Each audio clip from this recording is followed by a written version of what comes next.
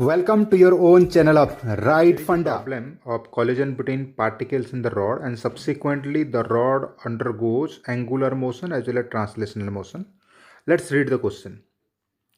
A rod AC of length L and mass small m is kept on a horizontal smooth plane. It is free to rotate and move. A particle of same mass small m moving on the plane with a velocity small b strikes the rod at point B, making angle 37 degree with the rod. The collision is elastic. Then after collision, it asks some of the questions. So here is the rod there, and in this rod particle came from this and strike it here. This is at a distance from one end L/4 distance there. It strikes it, and the key word here is the collision is elastic collision.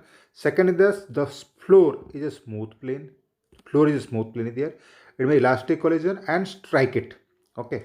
And second thing, the another keyword given, the mass is same, particle of same mass. Both the particle rod mass m and particle mass also m is there. So what the question has been asked is, we have to find out the angular velocity of the rod. First, the angular velocity of the rod, how much will be there? The center of the rod will travel. How much distance the center of the rod will travel? How much distance center of the rod will travel? In some time it is given.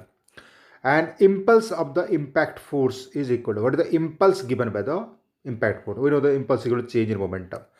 And there are three quantities you have to find out. And it is asking how much distance the center of mass will move of the rod will move in a time when it makes half rotation.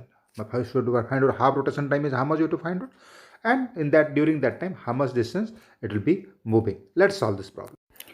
The particle was moving with a velocity v0 and strike the rod at this position, making angle 45 degree given and L/4. And suppose that after the collision, see during the collision what happened on the rod, there is a force acted like this, normal direction acted like this. So rod will be moving in this direction only. So after the collision, suppose the rod ka center mass with moves the velocity v, and the particle velocity we don't know, some impact acted on this particle, also some impact acted. So we take the velocity of the particle p equal to small v, and small v is equal to, you take something I cap component, x component I cap plus its y component j cap. It moves like this. Maybe I have taken the, I don't know where it will go, bx by I have taken positive. If it is one of the negative, it may be second quadrant, third quadrant or fourth quadrant will be there. So as it was unknown, I taken the first quadrant to solve it. So these are the quantities are there. This is, we assume this one. Then let's say what are things can be applied. What are the equations can be applied? Let's start thinking. What can we do? We can apply conservation of momentum for the whole system because there is no external force there. So we can apply conservation of momentum for the whole system in any directions. So let's apply conservation of momentum for the whole system along the, suppose this is my y-axis and this is my the y-axis, suppose in the y direction. Similarly, I can apply the conservation of momentum because on the particle there is a force is acting in this direction only. So I can apply conservation of momentum for the system, for the particle along the x direction also. I can apply conservation of energy, I can apply for the whole system because it is given the elastic collision. Or I can apply, again we can apply conservation of angular momentum for the whole system. Conservation of angular momentum for system. So let's apply one by one and check. If we apply the conservation of linear momentum for the whole system along the y directions. So initially the particle momentum was m into v0 by root 2 and the rod was at rest. Okay. And this will be equal to, after the collision, this particle moves to the velocity vy, we don't know, we have to calculate, plus this capital M, the other rod, moves to velocity v. And in the question, this is given as small m, it is given. So simplifying this, we can get Py is equal to, or capital B is equal to, we can write Vy is equal to V0 by root 2 minus capital V, or I can write capital V is equal to V0 by root 2 minus Vy. Anyone we can write. We got a relation between them. Now, similarly, we can apply this as a question number 1. I say I can apply conservation of linear momentum for the particle also in the x direction because the force on the particle is acting like this. So in this direction momentum remain conserved. So from that I can write equation m into minus b naught by root 2, because it was in this direction, all for there in this direction, and plus this was 0, and this is equal to m into vx plus, and the rod is not moving in the x direction, so it will be 0 will be there. So from this also we got the value of vx, we calculate to be equal to minus v naught by root 2. So we got this another relation for vy. So we got for vx and we calculated for vy. Two equations we got, one for vx we got, one for vy we got. Vx we got in the known quantity form v naught, vy we got in terms of v. The two equations we applied. So let's give the name equation number 2 for this. And what else we can do? We can apply conservation of angular momentum for the whole system. About which point? About any point. So let's apply conservation or angular momentum of the whole system about the center of the rod. Why? Because the rod will be executing plane general motion. We'll see why. So if we apply the conservation of angular momentum for the whole particle plus rod system about the center of the rod, then we can write initial angular momentum Li is equal to Lf, or Li of the particle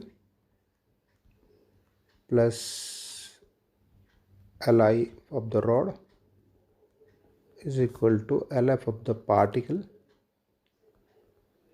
plus Lf of the rod. Separately we are writing. So if you write one by one term, first the particle will see the RCM cross PCM. The particle velocity has two components like this. L V naught by root 2 is here and V naught by root 2 is there, and this is equal to L by 4. So this component, when there is RCM cross PCM, for the particle will do RCM cross PCM, we will do apply RCM cross PCM. This component will not be featuring here. So what will be there is equal to L by 4 m V naught by root 2. One term is there, RCM cross PCM. Plus rod was before collision, it was a rest, so it will be 0. And for the after collision, this will be L by 4. Again, Vx will not be featuring in this because cross product will be 0. M into Vx plus for the rod, as the rod is doing plane general motion, the angular momentum formula will be RCM cross PCM plus ICM omega. That's why we have taken the angular momentum about this point, so that our calculation will be easier, because RCM will be 0, because about this point, from this point to this point is equal to 0. So first term RCM becomes 0, RCM cross PCM is equal to 0, plus ICM omega. In place of ICM omega, I can write ml square by 12 into omega. So this all also in the clockwise sense, k cap and k cap, and this omega can be calculated, and the question that the mass is same is given. So this we obtained the equation between this, and simplifying this we can obtain the value of omega, or we can get the value of Vy can be calculated from this equation. Vy is equal to V naught by root 2 minus L by 3 omega. So we got another relation for Vy. Let's give this equation a name called equation number 3. So we got three equations. We got the one capital Vx we obtained in terms of V naught, absolutely. Vy in terms of capital V, or Vy capital V in terms of Vy, equation number 2, 1, and Vy in terms of omega we obtained. Let's see what else can be done. As it is an elastic collision, we can apply either E is equal to 1 equation can be applied, or we can apply conservation of kinetic energy for the whole system. Kinetic energy conservation. Let's apply kinetic energy conservation. So what we can write, the kinetic energy of the particle plus kinetic energy of the rod before collision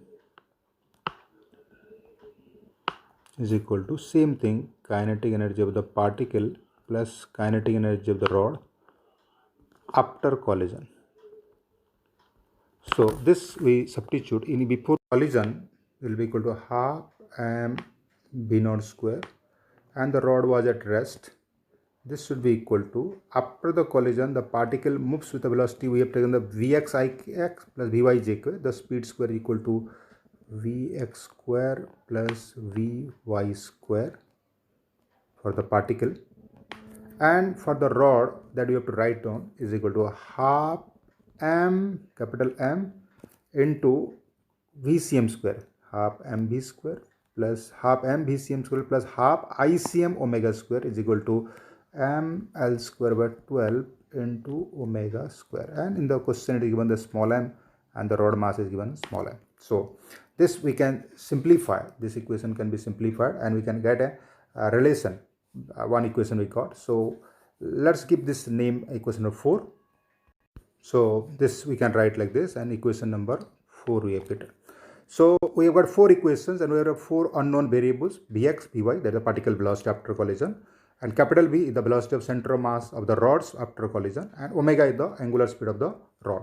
So there are 4 equations, 4 unknown variables we can solve. In this equation we can substitute the value of Vx from equation number 2, Vy from equation number 3, capital V in from equation number 1 in terms of Vy, again Vy in terms of omega. So whole equation will reduce to omega, and we can calculate omega, we can calculate Vx, we can calculate Vy, we can calculate, capital V can be calculated. Let's see what we are obtaining. Solving this all 4 simultaneous equations, we can get omega will be equal to 72 by 55 V naught by L, where V naught is the initial velocity of the particle before collision. And if we solve this one, we can get the capital V, the velocity of center of the rod just after collision, to be equal to 24 by 55 V naught in terms of particle velocity just before collision. So these are the quantity we can obtain. Now let's go to the question and see what the question has been asked. First thing, these 2 results we obtain. The first bit is saying that the angular velocity of rod will be equal to 72 by 55 V by L, V naught by L. So this is absolutely correct. Second question is saying that find the center of the rod will travel a distance of this much in the time in which it will make the half rotation. So we have calculated time period there. So omega we calculated. So as we have got there that omega is equal to 72 by 55 V naught by L. From this we can calculate time period, or T by 2. Half time period can be calculated to be equal to 55 by 72 pi L by V naught. 2 pi by T, omega is equal to how much? 2 pi by T. So from T by 2 calculate. So this much time, in this much time how much it will move, and the rod with what velocity would move? No. So displacement of the rod will be equal to velocity of the center of mass of the rod into this time. So if this value will substitute, velocity of the rod is known to us. So if we multiply this time with the velocity of the rod that we calculated, 24 by 55 V naught that we calculated, so it cancels, and this value will come out to be equal to pi L by 3. Pi L by 3. We'll check. It is saying that pi L by 3 will be distance, it will be moving. That's correct. So this option is correct, this option is correct. And the third is in the impulse of the impact of the force. And impulse is what? Change in momentum. So particle momentum will change, also the rod momentum will change. So it is easy to calculate rod because rod was at rest. So the delta P of the rod is equal to impulse is equal to m into V, final momentum, minus initial velocity 0. So this is equal to small m. So this velocity what we calculated for the rod that we multiplied here is equal to m into 24 by 55 V naught will be the change in the rod, that is the impulse, and we'll see this answer is also correct. So all the answers A, B and C, all 3 answers are correct in this question.